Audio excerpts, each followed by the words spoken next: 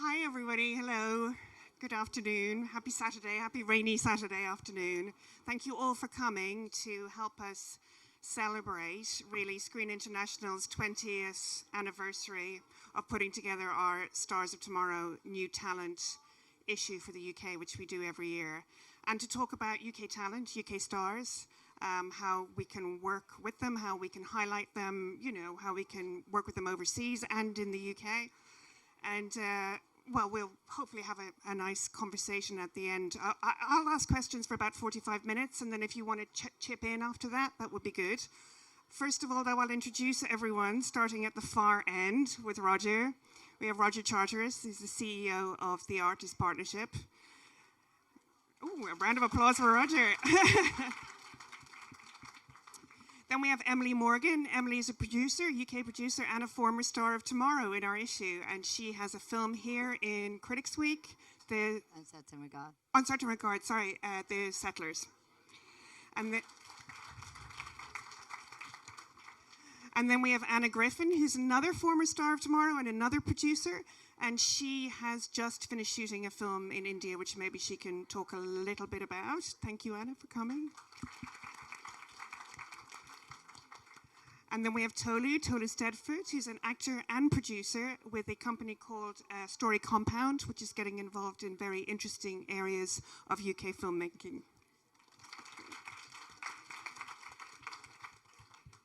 And then we have Mia Bays, who is the head of the BFI National Lottery Filmmakers Fund. Did I get it right? Yes. Thank you, Mia. And Mia was a star of Tomorrow in 2005 as a creative producer working in the UK. So maybe, Mia, I can start with you, I suppose. Can I just say I'm a star of yesterday, clearly, because that's quite a long time ago. But so we were having a battle about, at what point we might have peaked. Oh, much to come, I'm sure. But as a creative producer, and you were working, I'm taking you back a bit, really, when you were working with Microwave and working by yourself, you were passionate about finding young talent and working with young talent. So how is that reflected in how you're working now that you have, you know, more influence within the BFI Film Fund? And what can people expect working with young talent and working with you? Well, we don't necessarily always mean young, but perhaps new. Yes, Thank new. You. Yes. And just to make that point clear, I guess it's lived experience that I know how hard it is, and how resourceful you have to be, and how much it takes. And so it helps. Like empathy obviously helps. You don't always have to have lived experience, but I guess so the sort of redesign of the fund, which is a kind of reversion, it's not necessarily better or worse, it's just different, is kind of informed by that experience and knowing also, I don't come from a place of privilege. I worked my way up, and so I guess it's, or rather through, I prefer rather than a pyramid, it's through, careers aren't necessarily linear, that it's also about understanding, kind of what it takes and the energy and support that you may need at certain points in your career. And I guess also that, it's really hard to pay the bills. I was winning an Oscar that year, and yet, like, doing a kind of paupers world tour of film festivals, like, with absolutely no money whatsoever, and, like, maxing out my credit cards. So, that's really important, like, just literally making sure I know how quickly we pay our awards makes a difference to me, because I know how hard, like, if you had a salary for a long time, you don't necessarily know that. But if you've been a freelancer, like, simply getting paid, like, the basics can be really important. Right, yeah, agreed. Roger, can I go down to you, because you're working with young talent and identifying young talent at a very early stage in a sector in the UK which is blossoming. I mean, how do you find a way to get them to make their mark, to support them to emerge? How early do you find them as well? You can find them very young. I think people find talent younger these days.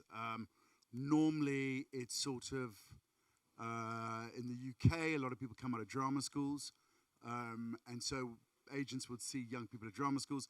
I've always gone a slightly different route at times and looked at community centres or different areas. We've found some fantastic clients in Nottingham. What's the school in Nottingham? Television Workshop. There we go. Nottingham Television Workshop. Big shout out for them, because they've done amazing work. If you look at the list of actors who've come out of there, or a little South London school comes out of there. Idris Elba did not go to drama school. Emily Blunt did not go to drama school. So many people didn't go to drama school. But a lot of people come out of drama school, and it's about identifying them. I don't believe you can really spot talent on one thing. You want to see them try and do a variance of work to have a full understanding of the talent. So understanding their range, what they're doing. And then it's about getting passionately behind a young person, and it's very hard for them. You know, there are a lot of brilliantly talented young people coming out into the business, and then helping them build a career from there. Emily, can we move on to you? As you were a star, I'm just wondering about the importance of being on these lists, or how you get to a point where people, know you and want to work with you as a younger producer. And obviously you've done quite a lot overseas, internationally, as well as an English producer. Yeah, no, it was invaluable. I'll never forget that. I think it was the first time I'd ever been in any sort of limelight, when I was Star of Tomorrow, and it was so important, because I hadn't had any route into the industry beyond sort of coming up through as a receptionist and then a runner in production. And so then I think I guess it must have been around the time just before I'm Not a Witch, maybe. I wonder how you knew. Anyway, 2015, I think. Yeah, it was 2000. Yeah, so it was just before that. So I think I was doing short films. Yes, you were. Yeah. Yeah, so maybe so it was just it was overwhelming, actually, to be on that kind of list and have that exposure and just start. And I think it was a good way for people in the industry, as we all do now, meet the people who are on those lists. And so having those approaches was really helpful. Yeah. And The Settlers has a UK element to it, in terms of Mark Stanley appearing in it as well. I mean, how is that to sort of set up on an international level, working with UK actors? It was, the script came to me, it was just when the Global Screen Fund was being launched. And so it was amazing timing that I received the script that was amazing, and the kind of projects I've been sent over the years and haven't had any way to get involved with as a minority co-producer. And I'd always been so jealous of the funds through the CNC or the Netherlands Film Fund, where producers there can work on international stuff, and that isn't necessarily, world-class filmmakers, that it can be newer talent like Felipe from The Settlers. So, yeah, applying to that fund was the way I could get involved. And then, and then it was also so in keeping with my taste, both because it was a Latin American set project, which is my area of interest, and because it was creatively a co-production, because it has these two British characters that go out to Patagonia. And it was a creative co-production, and it was working financially with the gap of finance they were still after on the project. So, yeah.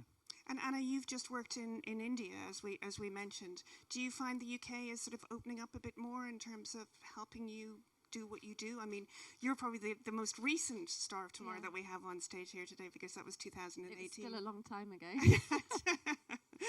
5 years ago, yeah.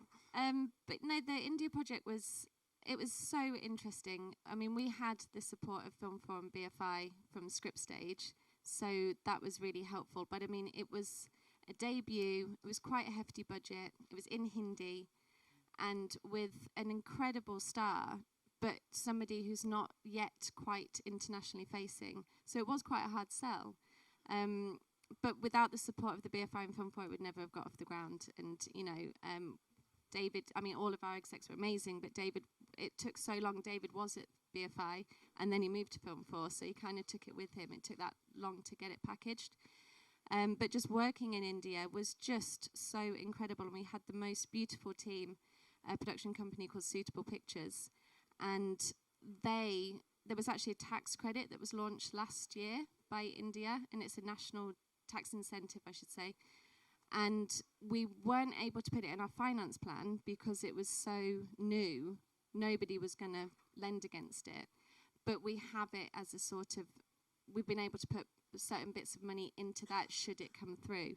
So I think once we can prove that that's happened with our production, and there's another production I think that's just going through the motions of getting that incentive back, then I think it will really open up for UK or whoever wants to go and shoot in India, because there's a proven incentive that their people will start being able to lend against. Right. And Tolu, are you working mostly in the UK? I know you have lots of plans for, global majority, diversity, different voices coming into film. What do you need, and what are you looking for? Oh, that's a big question. Yeah, I know. Oh. Okay, we, my partner and I, Charlotte Knowles, she's there. Oh, there she is. We came from the charity sector, so we did a lot of talent development before we started this.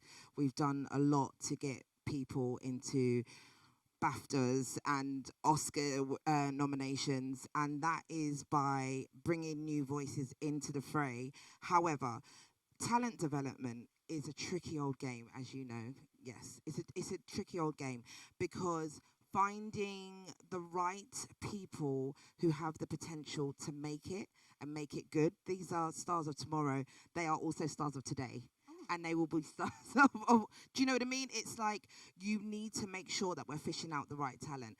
And so for us, part of our development is still finding those diverse narratives that are commercially successful and can prove the point that these stories make money and we can enrich the industry as a whole. So nobody's asking for anybody to come in just for the sake of ticking a box.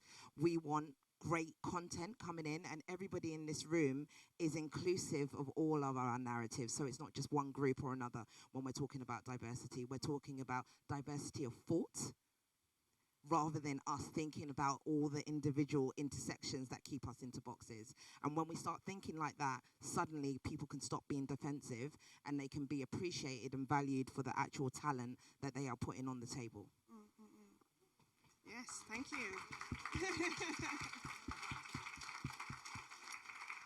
Roger, I'll ask you, you mentioned Emily Blunt, Idris Elba. These are people who've come up and gone mega, and there's lots of people that we've had in, say, Stars of Tomorrow over the years that have gone mega too, right? Not all of them from drama schools, not all of them, of a certain, it used to be an element of, I think there was a class element involved sometimes. Do you think we're moving beyond that? And why is UK talent always so enduringly popular internationally? Because I do think that UK punches above its weight in terms of...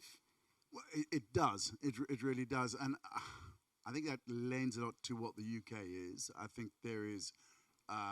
it's kind of a twofold question, that. So why? I think there's so many different areas. I think a lot of young people get to see theatre. And that inspires people. It widens their horizons. You're not just sitting there looking at a YouTube video, sorry to the YouTubers, or watching the same television. There's a wide variety of theatre, film, television that people can see, and I think we make it far more accessible in the UK. Not so much anymore, because the government's certainly not helping in certain areas, so no shout out for them in that way. So I think there is a fair degree, there has historically been a fair degree of training, not just necessarily the drama schools, but there have been youth clubs, youth theatres, the National Youth Theatre, all these different areas. Now, I know we've got a Prime Minister now who wants us to all learn maths, but historically, we've had opportunities for young people to learn, go to theatre clubs. And I think that helps. If you go through certain parts, certain cities, the theatre clubs are amazing. And as the years have gone by, I've only been in the UK for 28 years now, but that has opened up. It was, I think, when I arrived in the late 90s, incredibly exclusive. And it has really opened up to everybody in a large way. Open Doors in the UK enables people from diverse communities, people from backgrounds that just wouldn't normally be able to afford to go to drama school. They've really opened the way for people to go to drama school who would not normally have been given the opportunity to go there. And that has opened it hugely up to a vast. You look at the drama schools now to what they were 5 years ago is a completely different landscape.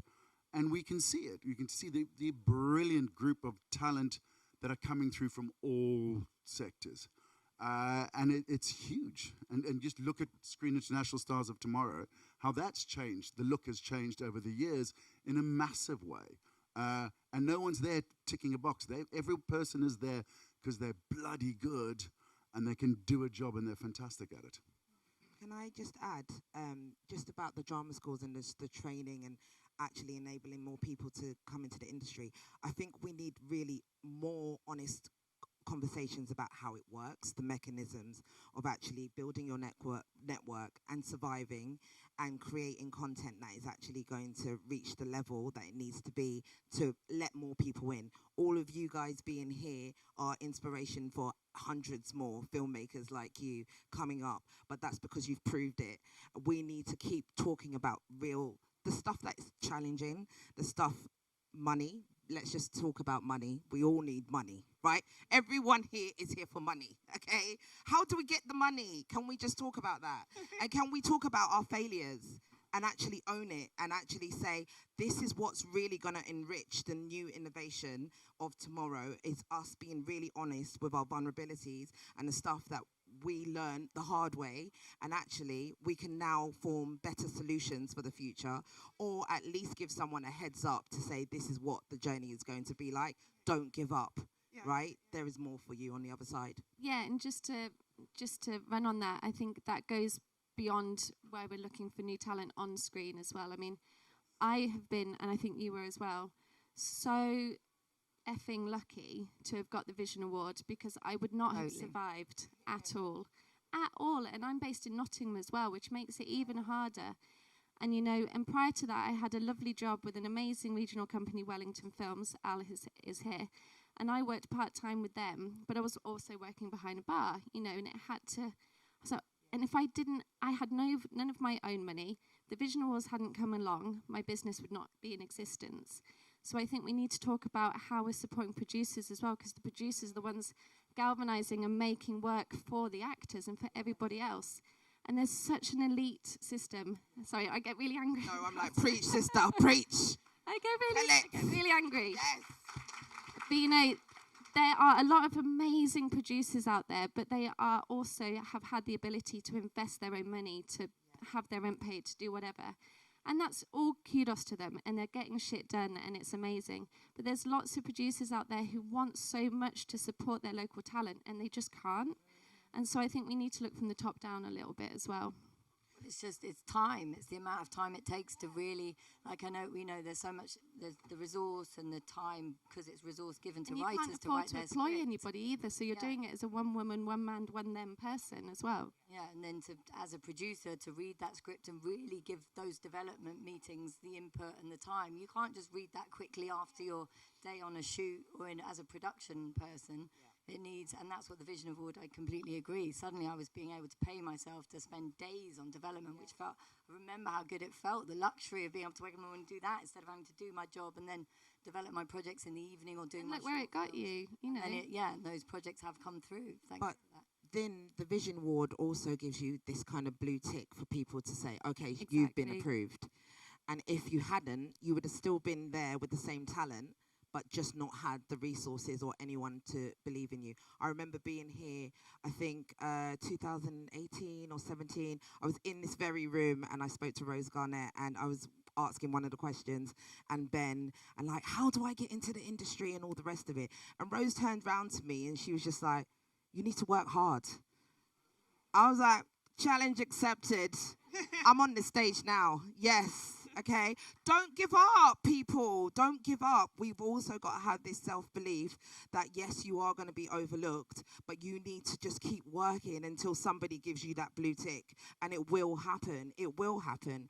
But this is what we have to also, as the industry, and this point where we are, is try to still endorse those blue ticks to be given out so that they can sustain themselves and then do the same, and the legacy continues. Could you maybe just explain, because everyone's talking about the Vision Award, could you just explain it briefly, Mia? And then also, I believe this is what you're trying to work towards, isn't it, with the BFI at the moment?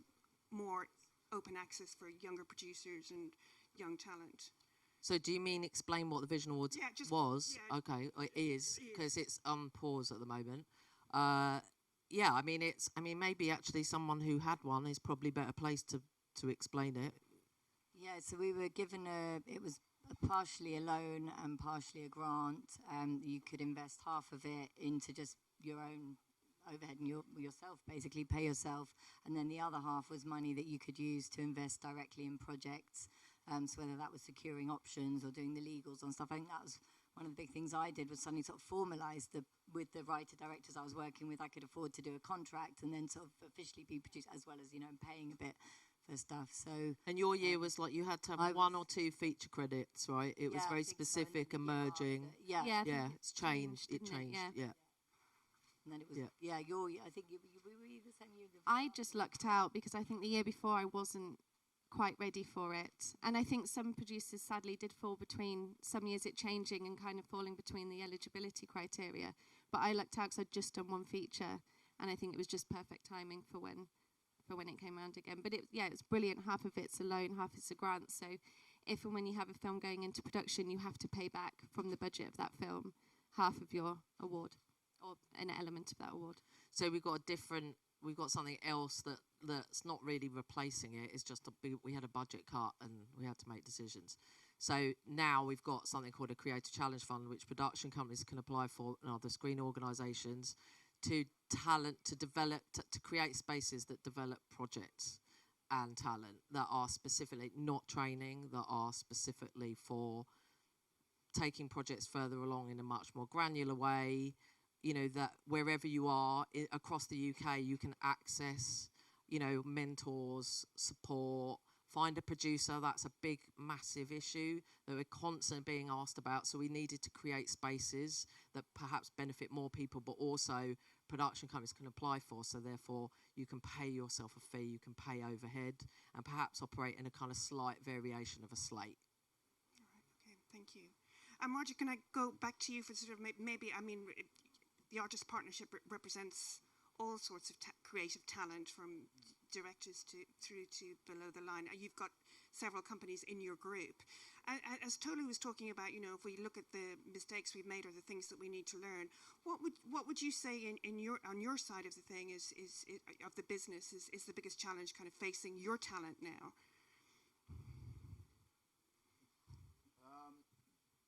Again, it goes back to opportunities. I think that there are a few things. I'm fascinated. I'm sitting here with a gaggle of producers. From an agent's point of view, that's terrifying. But the Vision Award's so important, and I just want to link it up. What an organisation like Open Doors does in London is, again, when I went to drama schools in the late 90s, it was, as I said, very different. It is completely different now. Why? Because Open Doors gave people, because you needed 200 quid to audition for a drama school. And you wanted to do 3 auditions to try and get into 3. The figures might be slightly out, but it's pretty much there. And somebody would be able to go and get a drama coach who could work a piece with them, but they'd pay thousands of pounds to get it done. Now a company like Open Doors goes, right, we'll work it with you, we'll make it a level playing field. And I think that's the award is done for you guys as well, make it a level playing field. Challenges for young people today? Okay, well, firstly, I would never say to anybody, you want to be a star. I kind of go, it's all about the work. Yeah. And you do the work properly, and then you will achieve everything else. That the fame, the money, the blah, blah, blah will all follow thereafter. Crack the work and do great work. Focus on the work. What are the opportunities? Well, I do think, while we got a abundance of film, television out happening now, it is, as 4 people here will know far better than I, the demands of having to get X, Y, and Z to carry it through. So therefore, the opportunities for young people to really sink their teeth into something is often luck of the draw. And finding those opportunities that can really elevate, that's not just a popcorn rubbish, but it's a true, whether it was My Summer of Love that Emily Blunt found all those years ago, or the different projects, finding those opportunities, because there's hundreds of brilliantly talented young people, both writers, directors, actors, creating those opportunities. I think it's even harder for directors, because how do you really get into it? It's so difficult, because you can't just rock up and do it, which sometimes you can as an actor, because you've got that latent ability. You've got to do that. And for writers, it's really hard as well. Somebody who, you come up with something, go, that's great, but we want an A-list recognized writer or something like that. And you've got to go, no, and you've got to champion it and champion it. And again, I take my hat off to everybody sitting on my right here, because it's you guys, particularly with writers, who absolutely champion them in the independent film sector and go, boom, push them through, and you going up to your finances and going, this can work, this we can do, and then ditto with the films, with the directors. It's harder for the actors, because then everybody turns around and goes, you've got to get X, Y, or Z to get it over the line. And that's the hard part. That's what I was going to ask about packaging, which I think you're probably all quite sensitive to. And what do you need to put a project before one of your clients, Roger, who may be on that XYZ list, who may be on there, like, we want him, her, in order to get this financed? What does it take for you to put it through? It's three things. It's a beautiful script, or a brilliant script. It all starts with the script, in my opinion. Then who's producing it? If a director's not attached at that point, often it isn't. Sometimes it isn't. Who's the producer? Look at their past work. There's some hugely successful producers who you go, meh, I don't want X to do that. So what is their basis of work, and who's that producer? It's so important. And then the director. And then, if you're looking at a low budget film, where's the integrity? Where are people going with it? What is the long-term plan with the film? The world is littered with some beautiful movies that have never been seen.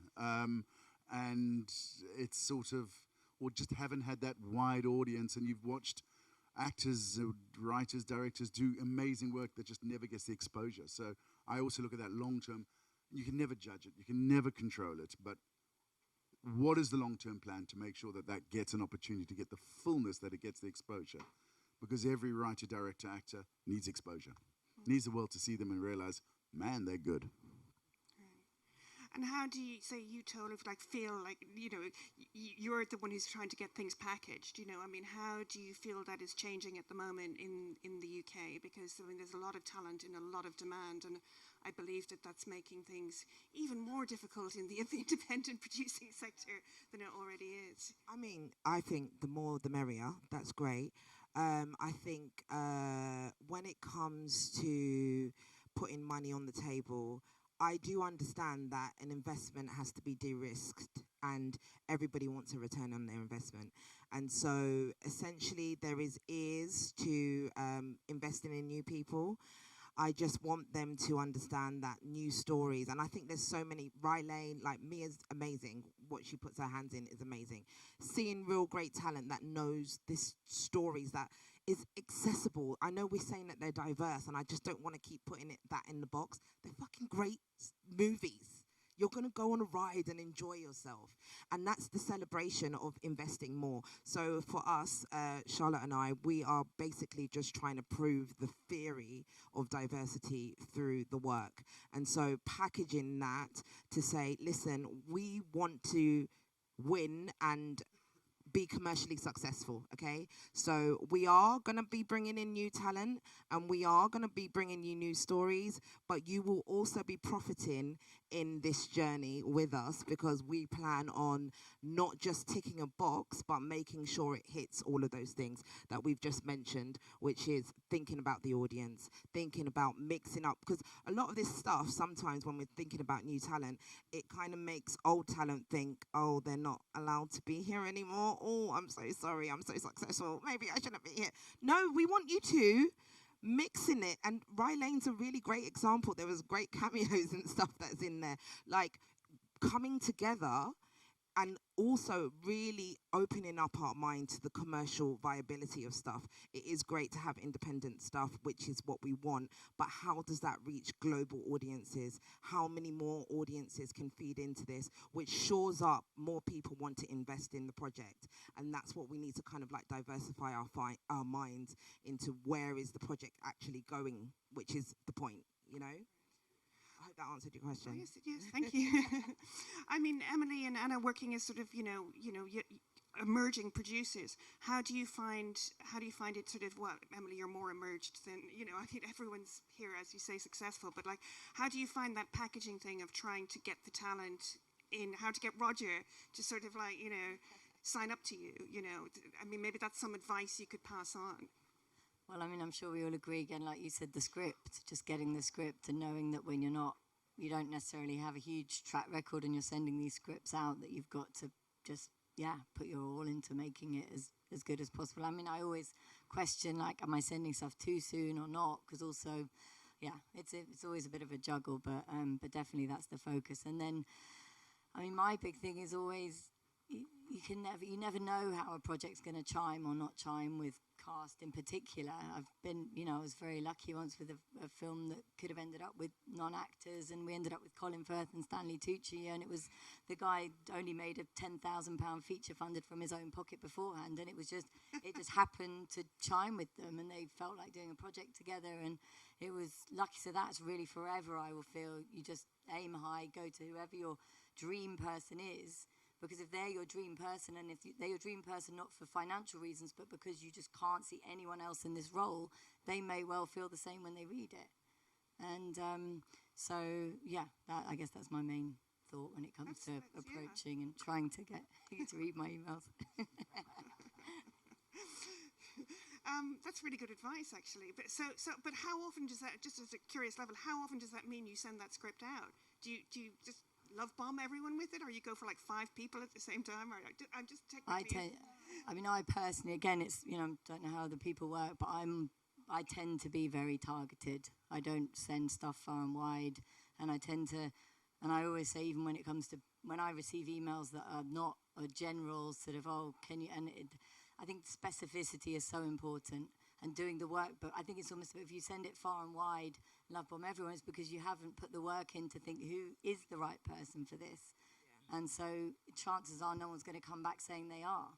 And you've got to tell them why they are. And from my point of view, do the ask. It was 2 years ago, I read a script and I called the producer. I said, how about X? Why haven't you called me about X? And they said, well, they're not going to do this. And I said, well, let them decide that. Exactly. Give me the offer. Because I think this script is beautiful. And there have been times I've thought scripts are beautiful and client has gone, no. But on this case, it was got the offer, and we got the offer at 6:30. It was a Monday night. By 12:30 the next day, the client was saying, I want to do this. And there you've got a movie. And it doesn't always happen like that, as we know. But do the ask. And to your point, I get irritated if I know it's gone through 1,000 people. I really do. You can absolutely tell, and then it gets a bit of a smell about it. And sometimes it's legit, and there's reasons, but on the whole, it's like, stop, think, go about it properly, put the work in, do the work. Were you going to say something? I was just going to say, at the end of the day, casting's so vital, and big name or any name, you need to be connected to that script. So the person who is putting it out is authentically going for the right person for that role, and that goes across the board, whether it's a name or not a name. But yes, going and being specific means that you're honouring the work and that character, and that's what everybody respects. So there's so many people that will buy into a project because they know that you absolutely are authentic about knowing what this story is and who needs to tell it. So can I just make a case also for public funding and the importance of that, especially casting, because, our money is there where the market isn't, not necessarily entirely, but somewhat. And that means, the money is there for risk, and, that's calculated risk. Like, we need a whole new star system. So David and Vivian, the stars of Rye Lane, if you were casting that in another kind of paradigm, they would never have got the roles. But you're making new stars, and that's the whole point. It's the cultural impact, but it's the industrial impact. Like, we all need that pool to be refreshed. We need to think about that as well. Not necessarily that we're trusting producers, filmmakers to get on with the casting process, but I certainly think we could often help with challenges that commercial funders may be giving to pressure that you cast this up, and perhaps we can say, well, maybe trust their instincts about that you found the right person, instead of someone who maybe isn't right for the role but is more known, but actually may really add no value ultimately. Yeah. Like, it may on paper, but ultimately may not really be right. I mean, casting is just everything. It's such an important part. We've all seen terrible films that actually had a lot of potential, but they put the wrong person in it. Yeah, just to follow on to that, like when Al and I were doing Calibre all those years ago, we were having, and just talking about packaging and finding the right people and not love bombing all the sales agents, but being specific about the sales agents you're wanting to have friendly advice with, and just like, you know, bring them into the conversation, because if they feel like they've got some ownership on the project, they're going to really, you know, help you.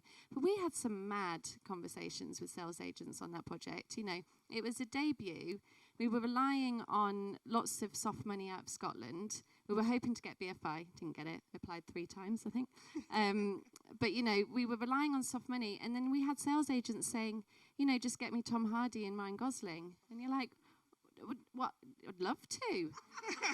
But it's never going to happen. And, you know, and we found that at the time, we found that a lot. Maybe we were going to the wrong sales agents, but we found that a lot with some of the UK sales agents.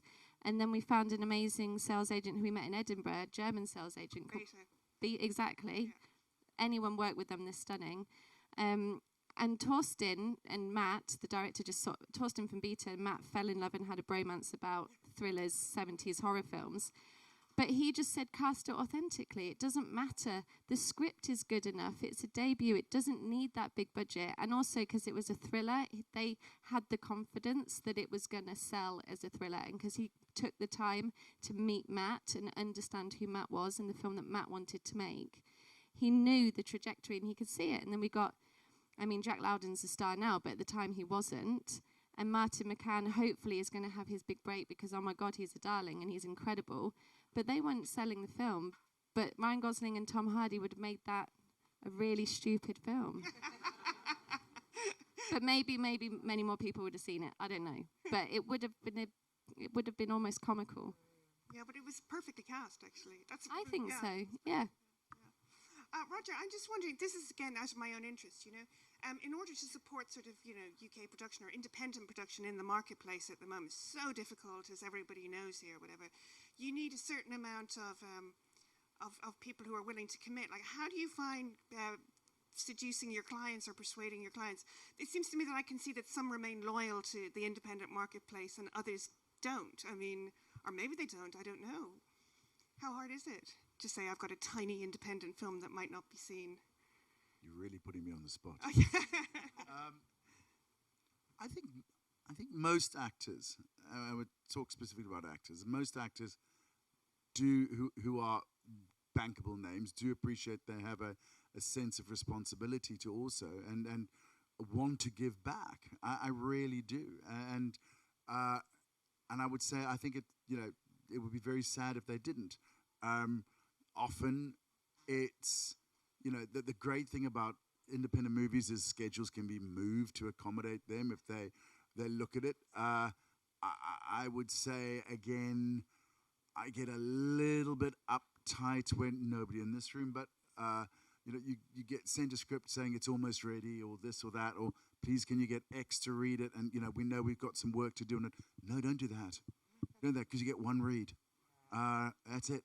So make sure it's absolutely 100% there, and then be prepared to wait sometimes, because an artist will turn around and go, I think this is beautiful, but you know what? I'm only available 2024 or, you know, whatever. And then that's a decision, and not starting to feel like, oh no, well, we need to go now, because it's so many, and particularly in the current climate of the business, those names are booked up way in advance. You know, they kind of know, I would say, most of those actors know what they're doing for the next 12, 18 months. And so be prepared to wait, and don't kind of feel like everyone's got a gun to your head. Just if you believe in it and you believe in that actor, then you're going to have to wait. That would be my thought on that. But then if I can just add to that, that's what I think is so great when you're working with the agents and with a really good casting director with a lot of experience, or who really knows everybody out there, and who they'll be often, you know, you'll draw up a list, a creative list, and then they'll often have insight into what type of role, or, you know, whether that person may have a gap or might be actually focusing on higher budget stuff because they did another look. You know, sort of, I think it's a juggle as well, isn't it, for some actors? And even they might have a window between big things that suddenly fits. Or and here's the crazy thing: in the world today, where we have so much television and so much brilliant but also rubbish television, let's be honest, and rubbishy big films that get made. I always go, those producers who've got a couple of projects or a slate or whatever, and you come in, and I always say, we were talking about it earlier, come in. We got 13 agents there who every single client wants to do a beautiful independent film. And I challenge anybody in this business who came in and just went, I just want to be on a big Netflix show. No, not to Netflix. But that's just not the case. Everybody wants to be in a beautiful, big, well, not even a little independent.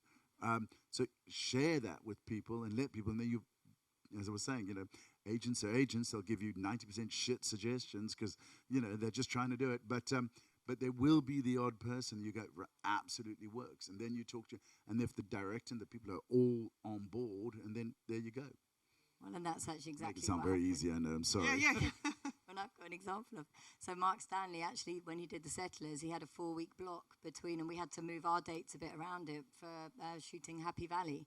So he had a gap between series, or between, I can't remember exactly, but yeah, and he fitted it in, so. Yeah, I just want to absolutely, if that's the right person, then wait for them and it can happen, and don't lose faith.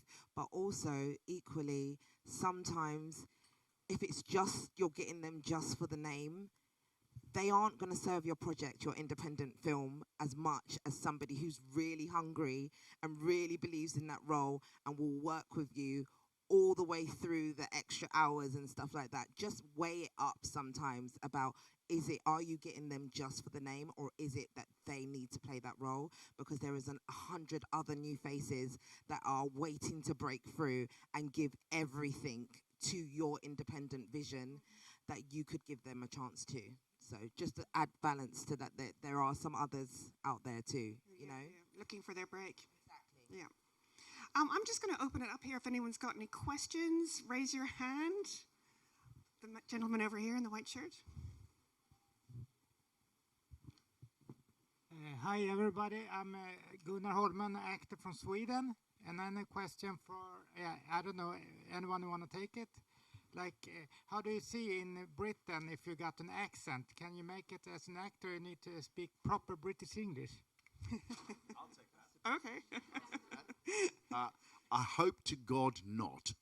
And I think as a South African who immigrated to Britain in the 90s, and I can genuinely say I was shocked, if you didn't speak the Queen's English to a degree, the opportunities were few and far between.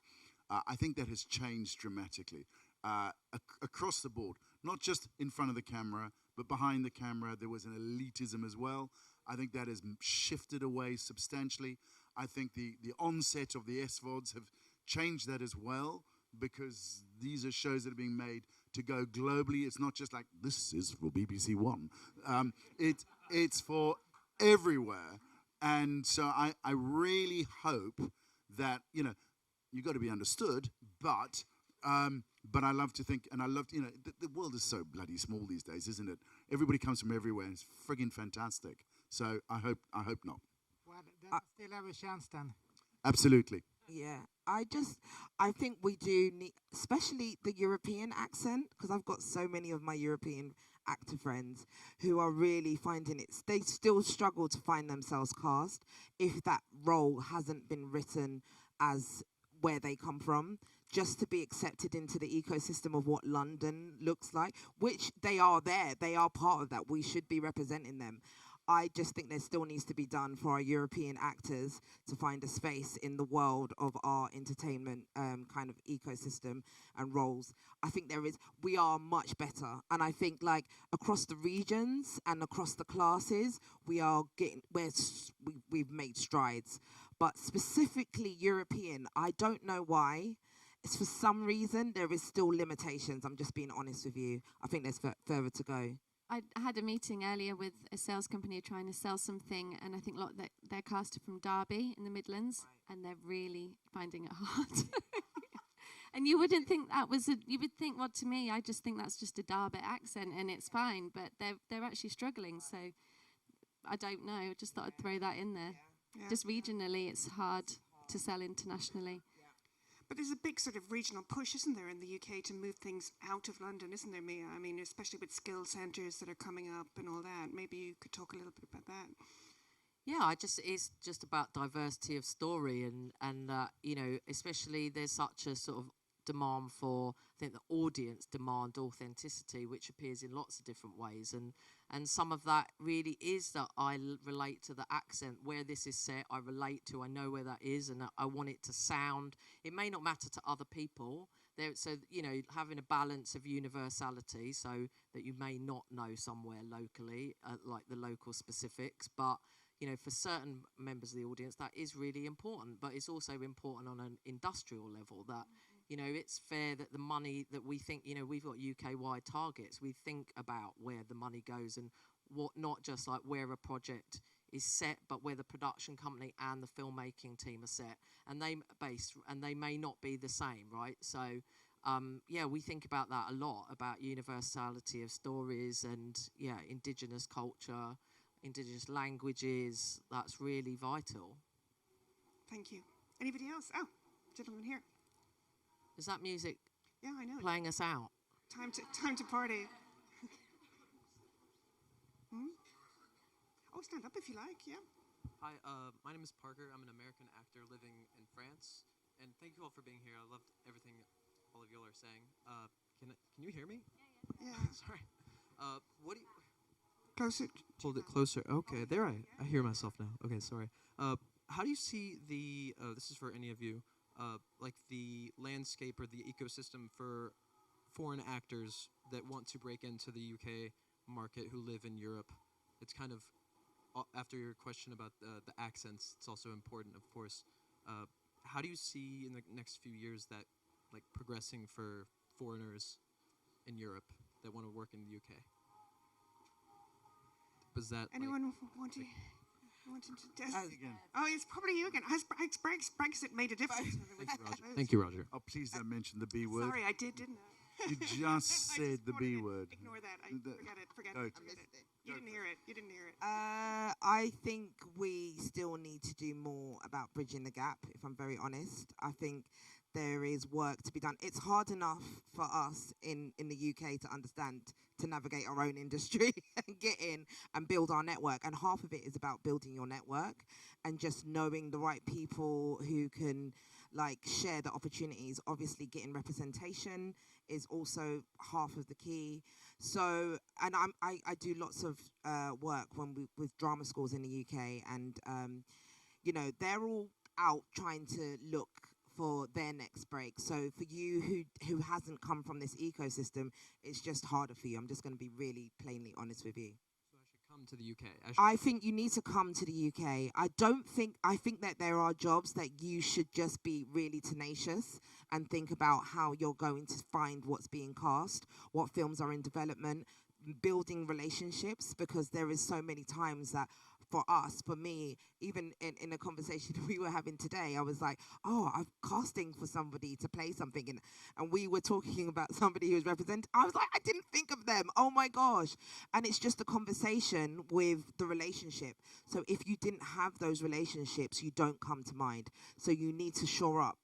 Networking is really important, and building meaningful relationships is important, and understanding what's coming up. Really investing your time is investing in new talent, because they're more likely to give you a break and give you an opportunity. If you are fantastic for the role, as we said, you will be considered. So that would be my advice. What would you say? Absolutely spot on. I wouldn't. You know, I think you do need good representatives around you, and I really do. I think they know what's going on. They've worked hard to know what's going on and have worked their way up through the industry like everybody else has. Agents don't just suddenly become agents overnight. It's years of reading scripts, hard work, starting off an assistant, working ridiculous hours, getting to that point, and now you're an agent. You have those relationships, etc. Somebody just toddling into London going, well, I'm going to write off to these people, see what happens. You're going to be absolutely, yeah.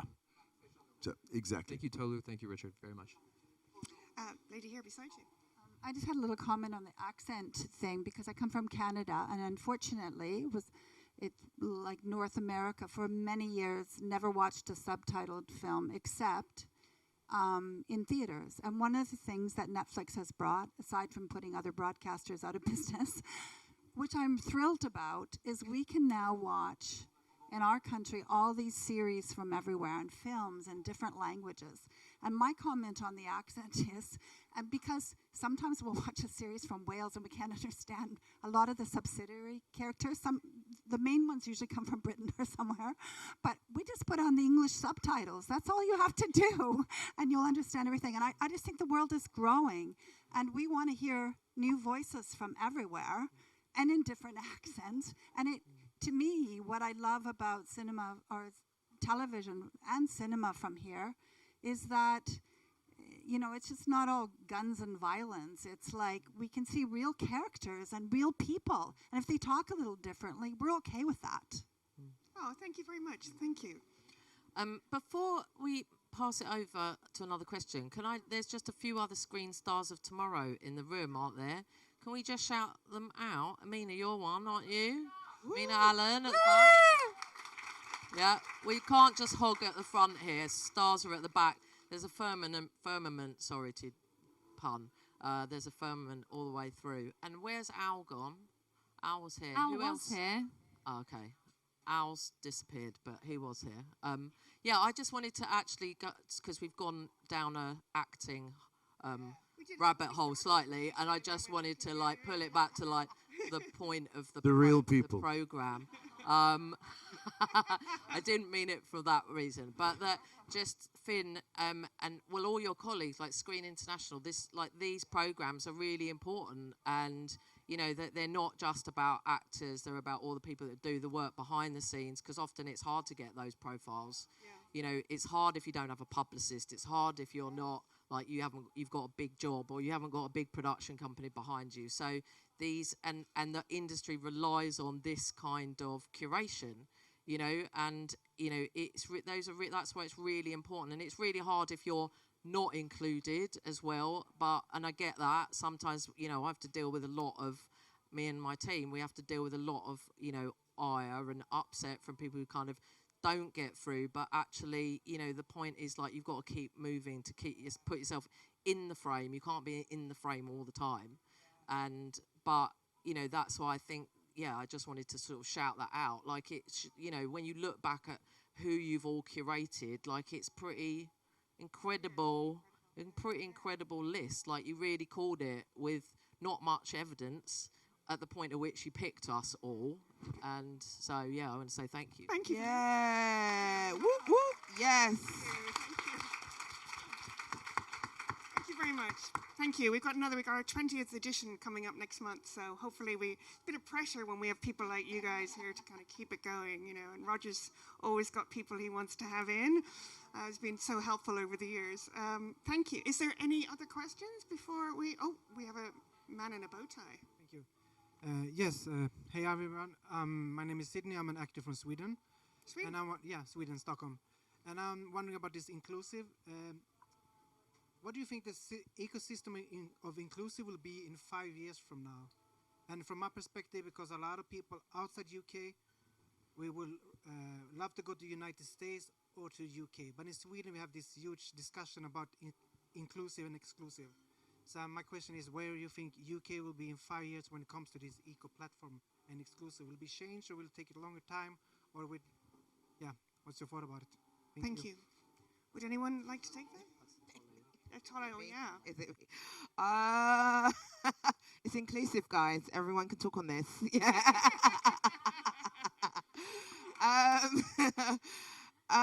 Do you know what? I really want us to stop literally, almost I want to drop diversity. I know, controversial, nobody come and get me. Please. Thank you. Right, sorry, this is a very talented producer out there. Yes, she is. Yes, she is. Can I just tell you, yes. Danielle Legoff, please go and search her. We need to stop, we're having I've listened to some of the talks here, and I'm like, we keep saying the same thing. We've been saying this for 10 years, and nothing's really changing. Maybe we should stop talking about it. Honestly, can we just go and do the work? And I like this box ticking. if we think about LGBTQ, neurodiversity, gender, race, low socioeconomics, regions, that's every bloody person in the room. All right? What is diversity? It's everybody having the mentality that I can value you for what you're going to contribute to this industry. So I hope that in 5 years' time, we can stop talking about diversity and inclusion and just get bloody hot shit stuff out there that prove the point that if we're together, we can make rich stories and represent the world as they should. I hope that answers it. Mic drop. Absolutely brilliant answer, Tolu. You're going to drop your mic and I'll walk out. Yeah, I know. I think we probably have to end on that unless someone's got, that's just a fantastic ending,